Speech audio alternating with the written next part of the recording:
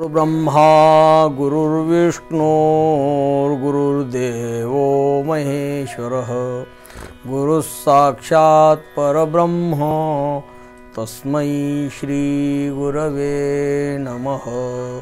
वसुदेवसुतं देवं कंसचाणूरमर्दनं देवकी परमानन्दं कृष्णं वन्दे जगद्गुरुम्। सच्चिदानन्दरूपाय विश्वोत्पत्त्यादिहेतवे तापत्रयविनाशाय श्रीकृष्णाय वयं नमः। या ठिकाणी पवित्र अशा अलंकापुरी भूमीमध्ये आमचे परममित्र ज्ञानवृद्ध वयोवृद्ध तपोवृद्ध असे मिसाळ गुरुजी मिसाळ गुरुजींनी एक 1.5 वर्षापूर्वी ही जी गीतार्थ पाठाची 6 अध्यायी मंडळी आहे यांना पहिली गीतेची संहिता गीतेची संथा दिली आणि नंतर गीतेचा धर्मक्षेत्रे या श्लोकापासून तर यत्र योगेश्वर कृष्णो या श्लोकापर्यंत पूर्ण गीतेचा अर्थ सांगितला म्हणून गीतार्थ पाठ हा म्हटला जातो। आणि ह्या गीतार्थ पाठामध्ये ही सर्व मंडळी या ठिकाणी 1.5 वर्षापर्यंत श्रवण करत आहेत आणि गायकवाड सरांपासून तर प्रत्येकांनी आपापलं मनोगत व्यक्त केलेलं आहे। या गीता पाठाबद्दल काय काय आमच्या जीवनामध्ये आम्हाला अनुभूती आली आणि आम्हाला कशी कशी प्रेरणा मिळाली, आम्ही कसं कसं कर्तव्यदक्ष यामध्ये आहोत असं सर्वांनी प्रत्येकाने आपापलं मनोगत व्यक्त केलेलं आहे। त्यामध्ये आता ही सर्व मंडळी गायकवाड सर आहेत, श्री कुंडलिक बिरादार, श्री विठ्ठल इंगोले, सौ अनुसया बिरादार, श्री राजपाल बिरादार, श्री सच्चिदानंद वानखडे, श्री रामकृष्ण इंगोले, श्रीकांत भिशे अशी ही सर्व मंडळी आहेत। आणि आमच्या ताईंनी देखील आपलं मनोगत व्यक्त केलेलं आहे। म्हणून मला आता बोलण्याकरता थोडा वेळ आहे।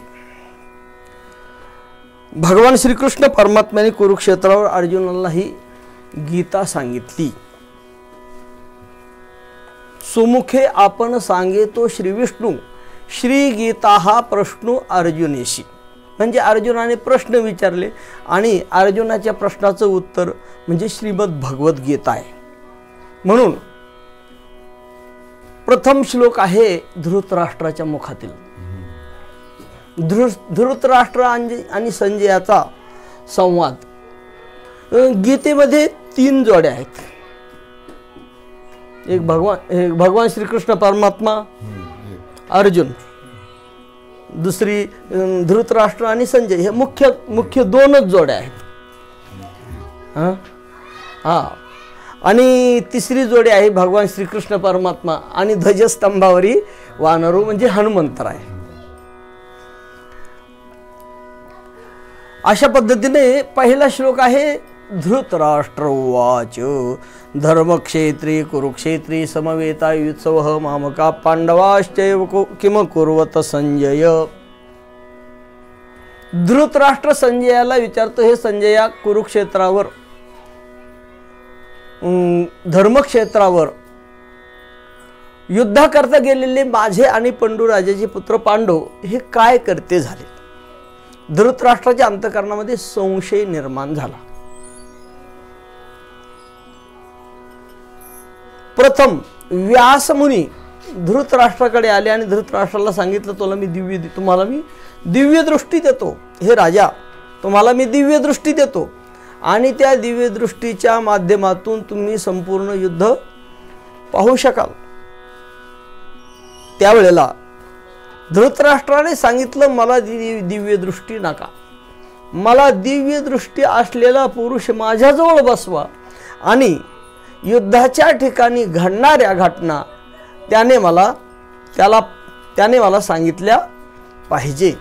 मग जी दिव्य दृष्टी व्यासमुनी धृतराष्ट्र राजाला देणार होते तीच दिव्य दृष्टी संजय हा धृतराष्ट्राचा सारथी आहे, रथ हाकणार आहे.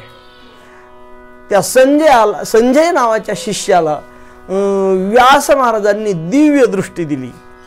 त्यावेळेला संजय राजा धृतराष्ट्रासमोर बसून कुरुक्षेत्राच्या युद्धभूमीच्या गोष्टी सर्व आणि धृतराष्ट्र राजाला सांगू लागला. मग पहिला अध्याय आहे अर्जुन गीता. अर्जुन विषाद योग म्हणजे अर्जुन गीता आहे. अर्जुन गीता जर झाली नसती तर पुढे भगवद्गीता झाली नसती. म्हणून पहिला जो अध्याय आहे अर्जुन विषाद योग. अर्जुनाला अज्ञानामुळे मोह शोक निर्माण झाला आणि तो शोक मोह निर्माण झाला. अर्जुन युद्धभूमीवर युद्ध करण्याकरता प्रवृत्त झालेला आहे. पण त्या प्रसंगी अर्जुनाने सांगितलं, देवा माझा रथ दोन्ही सैन्याच्या मध्यभागी नेऊन उभा कर. सेनयोरुभयोर मध्ये रथम स्थापय हे अच्युत मे रथम सेनयोः मध्ये स्थापय. माझा रथ दोन्ही सैन्याच्या मध्यभागी नेऊन उभा कर. त्यावेळेला अर्जुन हा मालक आहे, भगवान परमात्मा सेवक आहे. माऊली वर्णन करतात, देखे नवलतया पार्थाची, जे अद्भुत प्रेम भक्ताची, जे सारथ्यपण पार्थाची करितासी. भगवान परमात्मा सारथी आहे, भगवान परमात्मा नोकर आहे, अर्जुन मालक आहे. अर्जुनाने सांगितल्याप्रमाणे भगवान परमात्म्याने दोन्ही सैन्याच्या मध्यभागी रथ नेऊन उभा केला.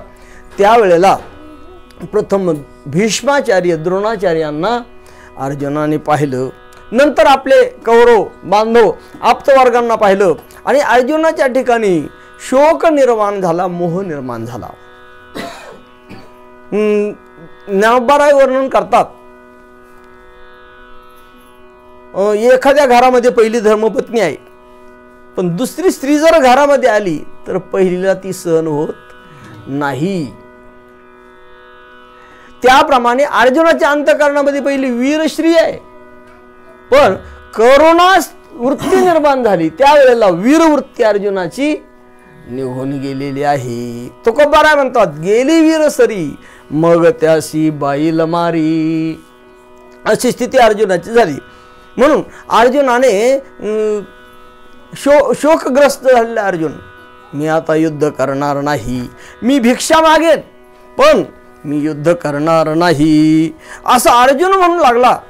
त्यावेळेला भगवान परमात्म्याने दुसरा अध्याय सांख्ययोग सांगितला. सांख्ययोग शब्दाचा अर्थ ज्ञानयोग. ज्ञानयोग भगवान परमात्म्याने अर्जुनाला सांगितला.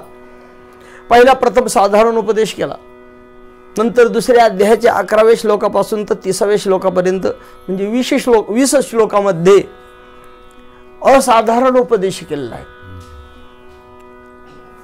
साक्षात अर्जुनाला त्या ठिकाणी काय 20 श्लोकामध्ये उपदेश केलेला आहे. अशोच्यानन वशोचस्त्वं प्रज्ञावादांश्च भाषेशे गतासूंश्च नानुशोचन्ति पंडिताः. जे पंडित असतात, विद्वान असतात, ज्ञानी असतात ते मात्र असं तुझ्यासारखा शोक करत नसतात. तू स्वतःला पंडित म्हणून घेतो आणि तू शोक करत आहेस. तू शोक करू नकोस. आत्म्याचं स्वरूप काय आहे, अनात्म्याचं स्वरूप काय आहे? आत्मा अविनाशी स्वरूपाचा आहे, अनात्मा विनाशी स्वरूपाचा आहे. अनात्म पदार्थाच्या ठिकाणी अनात्म देहाच्या ठिकाणी 3 प्रकारचे नाश आहे. स्वभावनाश, परतः नाश आणि आश्रय नाश. आत्म्याच्या ठिकाणी हे 3ही प्रकारचे नाश नाहीत. म्हणून आत्मा अविनाशी स्वरूपाचा आहे. आत्म्याच्या ठिकाणी 6 विकार नाहीत, देहाच्या ठिकाणी 6 विकार आहे. जायते, अस्ति, वर्धते, विपरिणमते, अपक्षीयते, विनश्यती. हे 6 विकार देहाच्या ठिकाणी आहे. आत्मा अविकारी आहे म्हणजे षडभाव विकार रहित आहे.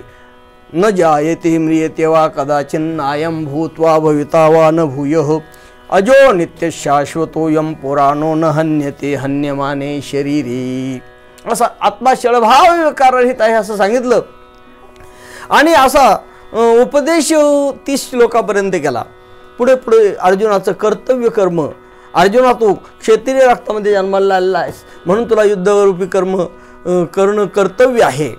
म्हणून 3रा अध्याय भगवान परमात्म्याने अर्जुनाला कर्मयोग सांगितला. पण कर्मामध्ये 2 प्रकार आहे, एक आहे सकाम कर्मयोग, दुसरा निष्काम कर्मयोग.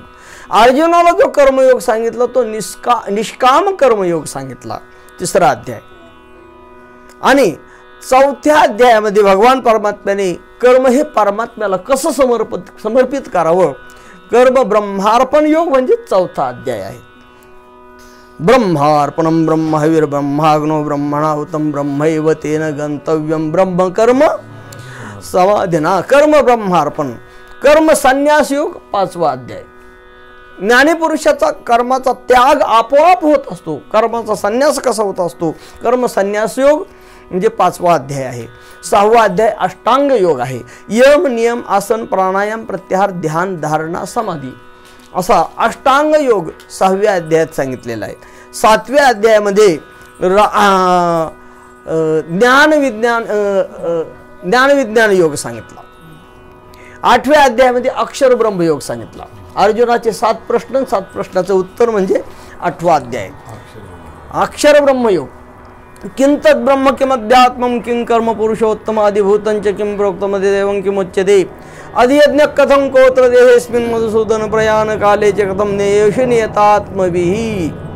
किं तद् ब्रह्म, ते ब्रह्म म्हणजे काय, अक्षरम ब्रह्म परमम. भगवान परमात्म्याने एकाच वाक्यामध्ये सांगितलं, जे अक्षर आहे, अविनाशी आहे, ज्याचा कशानेही नाश होत नाही, ते ब्रह्म आहे. अक्षरम ब्रह्म परमम. असं 7 प्रश्नाचं उत्तर म्हणजे 8वा अध्याय. आणि 9व्या अध्यायामध्ये राजविद्या राजगुह्य योग सांगितला. भगवान परमात्म्याने 9व्या अध्यायामध्ये विज्ञानही सांगितलं आणि ज्ञानही सांगितलं. इदं तु ते गुह्यतमं प्रवक्ष्यामि न सुयेवी ज्ञानं विज्ञान सहितं यज्ञात्वा मोक्षेशी शुभात. विज्ञानासहित ज्ञान सांगितलं. 9व्या अध्यायामध्ये 4 महत्त्वाच्या गोष्टी आहेत. पहिलं विद्येचं महत्त्व सांगितलं म्हणजे ज्ञान सांगितलं. दुसरी गोष्ट ऐश्वर्य योग सांगितला. तिसरी गोष्ट काही विभूती सांगितल्या. गतिर्भर्ता प्रभू साक्षी निवास शरणम सुहृत विभूती सांगितल्या. आणि पुढे 4थी घटना भगवान परमात्म्याने अर्जुनाला अनन्य भक्ती सांगितली. अनन्याश्चिंतयन्तो मां ये जना पर्युपासते तेषां नित्याभियुक्तानां योगक्षेमं वहाम्यहम्. मग ते ज्ञान सांगत असताना ते ज्ञान किती श्रेष्ठ आहे. 9व्या अध्यायामध्ये भगवान सांगतात, राजविद्या राजगुह्यम पवित्रमिदमुत्तमं प्रत्यक्षावगमं धर्म्यं सुसुखं कर्तुमव्ययम्. ही विद्या म्हणजे सर्व विद्येमध्ये राजा आहे. अध्यात्म ज्ञान नित्यत्वम किंवा अध्यात्म विद्या विद्यानाम. सर्व विद्यांमध्ये अध्यात्म विद्या ही श्रेष्ठ विद्या आहे. नामदेव महाराज वर्णन करतात, अध्यात्म विद्येचे दाविले शिरूप चैतन्याचा दीप ओजळला. राजविद्या राजगुह्यम हे ज्ञान गुह्यामध्ये राजा आहे. म्हणजे वेदामध्ये कर्म उपासना ज्ञान आहे, त्याप्रमाणे ह्या गीतेमध्ये देखील कर्म उपासना ज्ञान आहे. एवं कांडत्रय निरूपणी श्रुतीचे हे कोडीसवाणी गीता पद्य रत्नांची लेणी लिहिली आहे. म्हणून वेदामध्ये कर्म उपासना ज्ञान सांगितलं, त्याप्रमाणे गीतेमध्ये देखील कर्म उपासना ज्ञान सांगितलेलं आहे. कर्म हे गुह्य आहे, उपासना ही गुह्यतर आहे आणि ज्ञान हे गुह्यतम आहे. म्हणून इति गुह्यतमं शास्त्र असं 15व्या अध्यायाच्या शेवटच्या श्लोकामध्ये म्हटलेलं आहे. राजविद्या राजगुह्यम पवित्रम. हे ज्ञान ही विद्या हे ज्ञान पवित्र आहे. कसं नाही ज्ञानेन सदृशं पवित्रम हे विद्यते तत् स्वयंयोग संसिद्ध कालेन आत्मनि विंदती. जगामध्ये जेवढे ज्ञान आहे त्या ज्ञानामध्ये हे ज्ञान कसं आहे, श्रेष्ठ ब्रह्मज्ञान ब्रह्मविद्या पवित्र आहे, श्रेष्ठ आहे. पवित्रम इदम उत्तमम. ही सर्व विद्यांमध्ये ज्ञानामध्ये उत्तम आहे. असं ज्ञानाचं महत्त्व सांगितलं. पुढे ऐश्वर्य योग सांगितला. मया तदमिदं सर्वं जगदव्यक्तमूर्तिना मत्स्थानी भूतानी पश्चिमे योगमैश्वरम. ऐश्वर्य योग सांगितला. तिसरी गोष्ट काही विभूती सांगितल्या. गतीर भरता प्रभू साक्षी आदी करून विभूती सांगितल्या. आणि अनन्याश्चिंतयन्तो माम हा अनन्य भक्ती योग सांगितला. अन्य आश्रयानाम त्यागो अनन्यता. अन्य आश्रयाचा त्याग करणं, एका परमात्म्याचाच आश्रय करणं, याला काय म्हणायचं? अनन्य भक्ती म्हणतात. अशी अनन्य भक्ती सांगितली. असा 9वा अध्याय. 10वा अध्याय 75 विभूती सांगितल्या. 11व्या अध्यायामध्ये विश्वरूप दर्शन भगवान परमात्म्याने अर्जुनाला दिलेलं आहे. 12व्या अध्यायामध्ये भक्ती योग सांगितला. 13व्या अध्यायामध्ये क्षेत्रज्ञ विभाग योग सांगितला. क्षेत्र म्हणजे शरीर, क्षेत्रज्ञ म्हणजे शरीराला जाणणारा आत्मा. क्षेत्रज्ञ योग सांगितला. प्रकृती पुरुष योग सांगितला. 14व्या अध्यायामध्ये गुणत्रय विभाग योग, सत्वगुण, रजोगुण, तमोगुण, त्रिगुणात्मिका माया. त्रिगुणात्मिका मायापासून ह्या जगताची उत्पत्ती कशी झाली 14व्या अध्यायामध्ये गुणत्रय विभाग योग सांगितला. 15व्या अध्यायामध्ये पुरुषोत्तम योग सांगितला. कारण 3 पुरुष सांगितली, क्षरपुरुष, अक्षरपुरुष आणि तिसरा उत्तम पुरुष. असे 3 पुरुषाचा विचार. पुरुषोत्तम योग 15वा अध्याय. 16वा अध्याय दैवी संपत्तीची आणि आसुरी संपत्तीची लक्षणे. दैवी संपत्तीची 26 लक्षणं आणि आसुरी संपत्तीची 6 लक्षणं. पहिल्या 3 श्लोकामध्ये दैवी संपत्तीची 26 लक्षणं सांगितली आणि पुढच्या 4थ्या श्लोकामध्ये आसुरी संपत्तीची 6 लक्षणं सांगितली.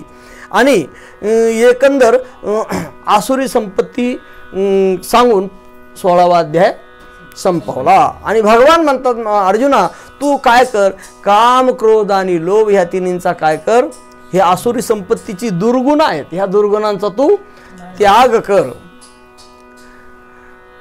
आणि अशा पद्धतीने 16वा अध्याय दैवासुर संपद विभाग योग. 17वा अध्याय श्रद्धात्रय विभाग योग. 3 प्रकारची श्रद्धा, 3 प्रकारचं भोजन आहार, 3 प्रकारचे तप, 3 प्रकारचे दान, 3 तप सुख, हे 18व्या अध्यायात 3 प्रकार सांगितलेले. हे 17व्या अध्यायामध्ये 3 प्रकारचे दान, 3 प्रकारचे भोजन आणि 3 प्रकारचे यज्ञ, कायिक, वाचिक, मानसिक यज्ञ, सात्विक, राजस, तामस यज्ञ. आणि 3 प्रकारचं सात्विक दान, राजस दान, तामस दान, 3 प्रकारचे दान. अशा पद्धतीने. आणि पुढे ओम तत्सदिती निर्देशो ब्रह्मणस्त्रिविध स्मृतः ब्राह्मणास्तेन वेदाश्च यज्ञाश्च विहिता पुरा. ओम तत्सत या वैदिक नामाचा जप ब्रह्मदेवाने केला आणि त्यावेळी ब्रह्मदेवाला सृष्टी निर्माण करण्याचं सामर्थ्य प्राप्त झालं. असा ओम तत्सदिती या नामाचा उपदेश केलेला आहे. 17वा अध्याय. आणि 18वा अध्याय म्हणजे मोक्ष संन्यास योग. 18वा अध्याय हा कलश अध्याय आहे. आणि ह्या कलश अध्यायामध्ये 3 प्रकारचं कर्म सांगितलं, 3 प्रकारचा कर्ता सांगितला, 3 प्रकारचं सुख सांगितलं, 3 प्रकारची बुद्धी सांगितली, 3 प्रकारची धृती सांगितली, 4 वर्णांचा विचार सांगितला, ब्राह्मण, क्षत्रिय, वैश्य, शूद्र 4 वर्णांचा विचार सांगितला. आणि नंतर भगवान परमात्म्याने अर्जुनाला विचारला, अर्जुना तुझा मोह गेला की नाही? अर्जुनाने सांगितलं, नष्टो मोहस्मृतिर्लब्धा तत्प्रसादान मयाच्युत स्थितोस्मी गतसंदेह करिष्ये वचनंतव. माझा मोह सहकुटुंब गेला म्हटल्याला. नुसता मोह नाही, तो पूर्ण मुळासह मोह काय झालेला आहे? नाहीसा झालेला आहे. मोहाचं कारण मूळ अज्ञान आत्मस्वरूपाचं, त्या अज्ञानासह माझा मोह निवृत्त झाला. म्हणजे मोह हा कार्याध्यास आहे आणि अज्ञान हे कारणाध्यास आहे. कार्याध्यासासह माझ्या अंतःकरणातील कारणाध्यास निवृत्त झालेला आहे. अशी अर्जुनाने काय दिले आहेत? साक्ष दिले, भगवान परमात्म्याला सांगितलेलं आहे. आणि संजय याने अशी पूर्ण गीता सांगत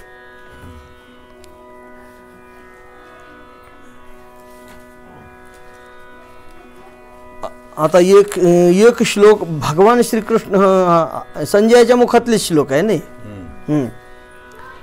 दोन श्लोक आता गीतेतील शिल्लक राहिलेले आहेत, त्याचा आपण थोडक्यात विचार करू.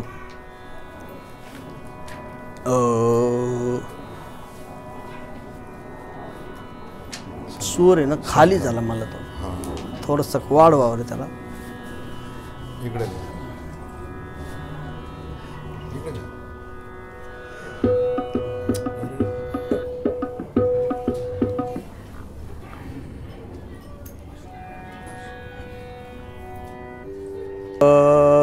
हरि ओम नमो भगवते वासुदेवाय.